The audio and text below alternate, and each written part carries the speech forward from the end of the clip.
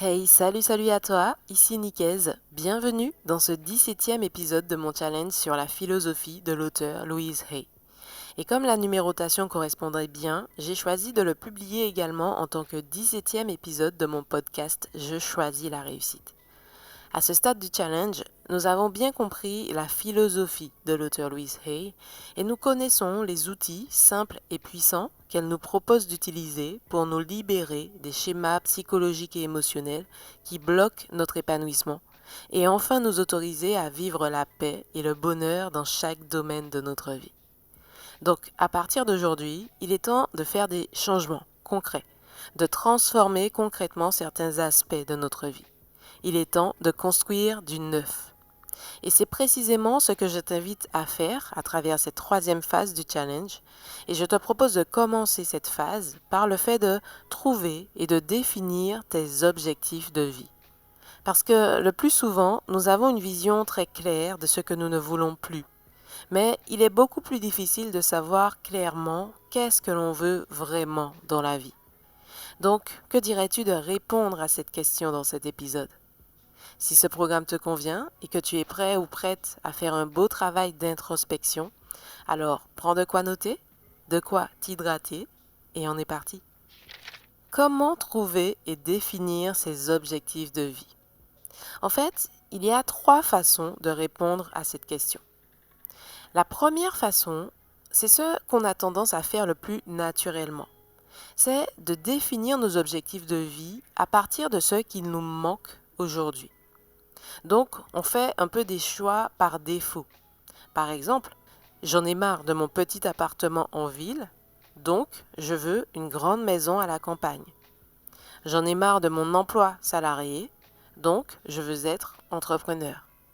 J'en ai marre de me sentir seule, donc je veux être en couple.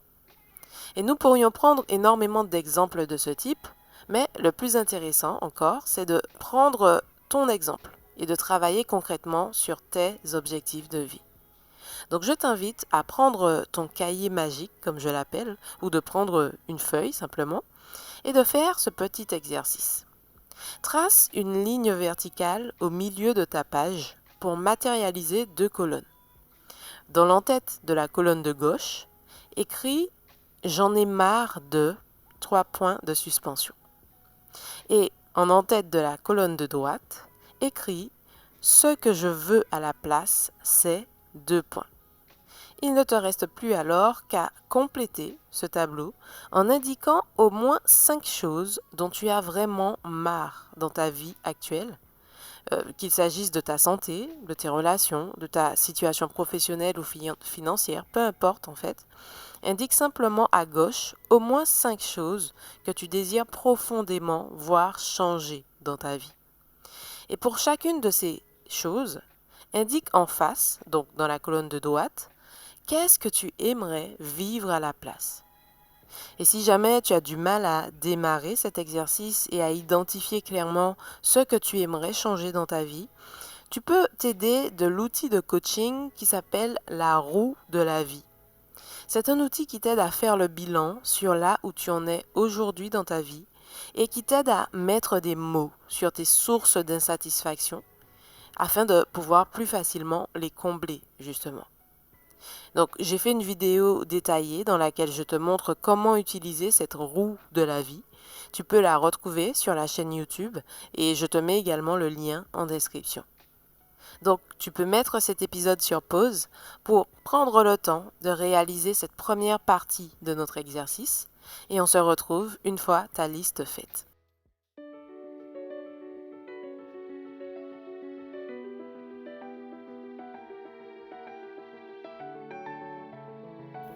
Ok, parfait. Je pars du principe que ta liste est faite et que tu as donc formulé au moins 5 choses que tu désires être, faire ou avoir à l'avenir dans ta vie. Continuons avec la deuxième façon de définir ces objectifs de vie. Cette deuxième façon, c'est de les définir cette fois non pas à partir de ce que l'on cherche à éviter ou à fuir, mais plutôt à partir de la vie des autres, à partir de ce que l'on voit. Parce que, de façon générale, nous sommes tous un peu attirés par les mêmes clichés de la vie idéale, Que l'on soit plutôt soleil, plage ou farniente, ou plutôt montagne, plutôt grands espaces, etc., globalement, on a tous envie de relations épanouissantes, d'une vie de couple complice, de confort, d'abondance, etc., etc. Mais là encore, je t'invite à te détacher de ces clichés très généralistes pour finalement venir un peu plus près de ta réalité, de ta vie actuelle et de ton identité. Parce que même si ça fait du bien de rêver, on est totalement d'accord, ce que l'on cherche surtout à faire, c'est de transformer concrètement nos rêves en réalité. C'est de vivre pleinement nos rêves. Et pour cela, je te propose donc la deuxième partie de notre exercice qui consiste à prendre une autre feuille et à tracer encore une fois deux colonnes. Dans l'entête de la colonne de gauche, écris cette fois « Je suis inspiré par la vie de… » Et en en-tête de la colonne de droite, écris « Moi aussi, je veux… » Alors là, de la même manière, il ne te reste plus qu'à compléter ce tableau en indiquant cette fois au moins 5 personnes que tu trouves profondément inspirantes. Peu importe que tu connaisses personnellement ces personnes ou pas, et peu importe aussi que ça soit seulement certains aspects de leur vie qui t'inspirent et pas d'autres. Et ça arrive, c'est totalement normal. Tu comprendras d'ailleurs pourquoi dans quelques instants. Donc, note simplement le nom de ces personnes dans ta colonne de gauche et pour chacune d'entre elles, indique en face, dans ta colonne de droite, quels aspects de leur vie t'attirent autant. Quels aspects de leur vie tu aimerais, toi aussi, réussir à vivre. Donc encore une fois, tu peux mettre cet épisode sur pause pour prendre le temps de réaliser cette deuxième partie de notre exercice et on se retrouve une fois ta liste complétée.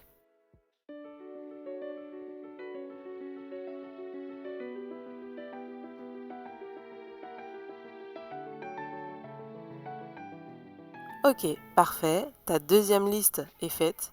Tu as donc formulé au moins 5 désirs complémentaires qui sont d'ailleurs peut-être assez différents de ceux que tu avais notés dans la première partie de l'exercice.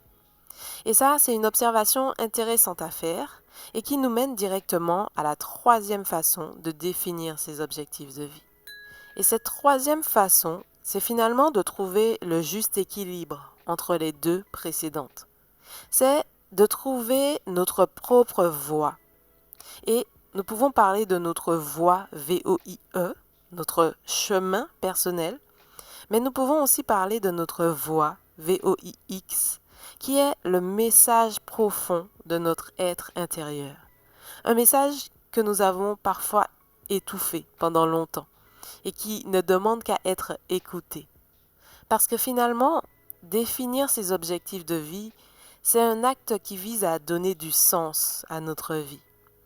Définir ses objectifs de vie, c'est vouloir être pleinement soi-même et vivre en cohérence avec ce qui compte réellement pour soi.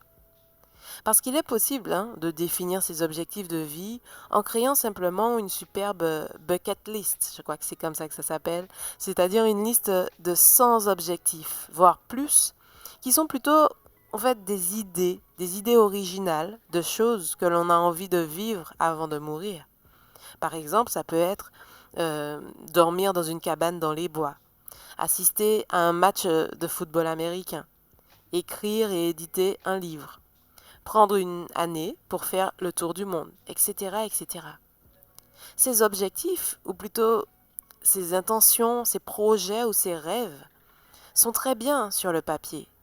Mais la question qui se pose ici, c'est pourquoi certaines personnes qui vivent tout cela se sentent quand même mal dans leur vie? Et la réponse à cette question, c'est que finalement, ce qui compte vraiment, ce ne sont pas les objectifs en eux-mêmes, mais plutôt qu'est-ce qui fait vraiment sens pour soi-même. Et ça varie totalement d'une personne à une autre. Et c'est pourquoi tout à l'heure je te disais qu'il est tout à fait normal que certains aspects de la vie des personnes qui t'inspirent te plaisent et t'attirent profondément, alors que d'autres aspects de leur vie ne te plaisent pas, voire même te gênent profondément. Et c'est tout à fait normal parce que vous n'avez pas les mêmes valeurs, Vous n'avez pas les mêmes besoins, vous n'avez pas la même identité. Et c'est exactement pourquoi il est contre-productif de chercher à définir ses objectifs de vie à partir de l'extérieur. En réalité, tes vrais objectifs de vie ne peuvent être trouvés qu'en toi-même, qu'en apprenant à écouter ta petite voix intérieure. Et pour t'aider à comprendre les messages de cette petite voix intérieure, de ton être profond, voyons tout de suite la dernière partie de cet exercice. Donc, prends tes 2 feuilles et place-les idéalement l'une à côté de l'autre. Compare ta première et ta deuxième liste et sur une 3e feuille, réponds aux 3 questions suivantes. Première question, quel point commun, au pluriel, quel point commun puis-je voir entre ces 2 listes? Deuxième question, quel est le plus important pour moi parmi ces désirs, parmi tout ce que tu as noté dans tes colonnes de droite? Et troisième question, en observant tout cela, de quoi ai-je vraiment besoin? Donc de nouveau, je t'invite à mettre cet épisode sur pause et prends le temps d'observer ce que tu as noté aux étapes précédentes pour répondre à ces 3 questions puissantes. Et on se retrouve juste après.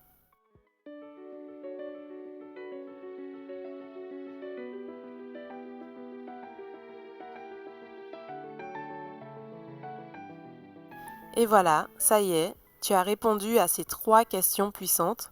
Et je suis d'ailleurs curieuse de savoir qu'est-ce que ça te fait de prendre conscience de tout ça. Je t'invite à me le dire en commentaire. Normalement, à ce stade, tu as une plus grande clarté sur ce qui compte profondément pour toi aujourd'hui.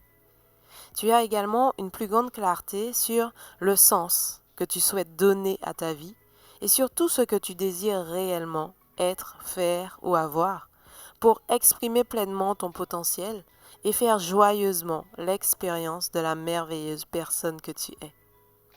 Donc, pour terminer cet exercice, il ne te reste plus qu'à formuler efficacement tes objectifs et à te focaliser sur leur réalisation.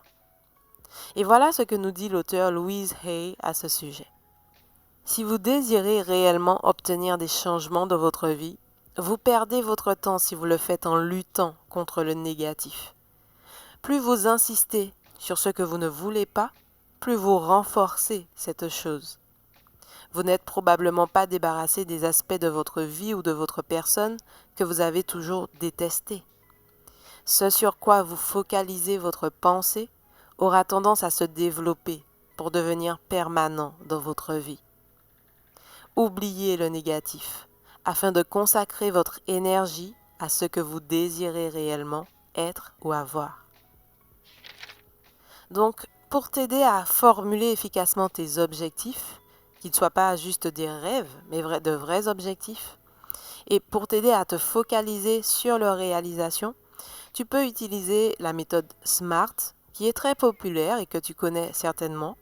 Ou si tu veux aller plus loin, tu peux utiliser ma méthode PHASE, que j'applique avec mes clients en coaching et que j'ai présentée en détail dans une vidéo que tu peux retrouver là encore sur ma chaîne YouTube.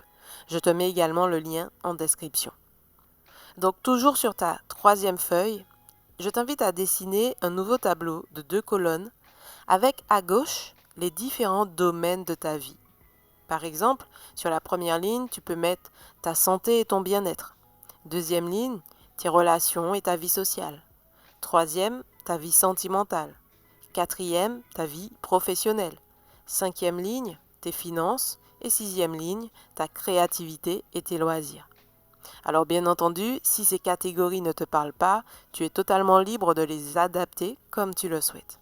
L'idée, c'est de mettre à gauche les différents domaines de vie qui comptent vraiment pour toi. Et pour chaque ligne, donc pour chaque domaine de vie que tu auras choisi, note dans la colonne de droite tes objectifs correspondants. Et cela, peu importe que ce soit des objectifs à court, moyen ou long terme. Donc prends le temps qu'il te faut pour compléter ce tableau et on se retrouve pour la conclusion.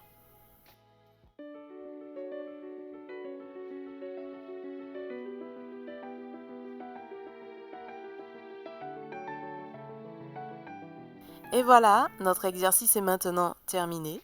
Et je te rappelle que tu peux télécharger la fiche de cet exercice au format PDF parmi les bonus de ce challenge. Ça te sera utile si tu souhaites réutiliser à l'avenir cet exercice pour faire évoluer ta vision, faire évoluer tes objectifs avec le temps. Parce qu'on se rappelle que rien n'est figé dans la vie.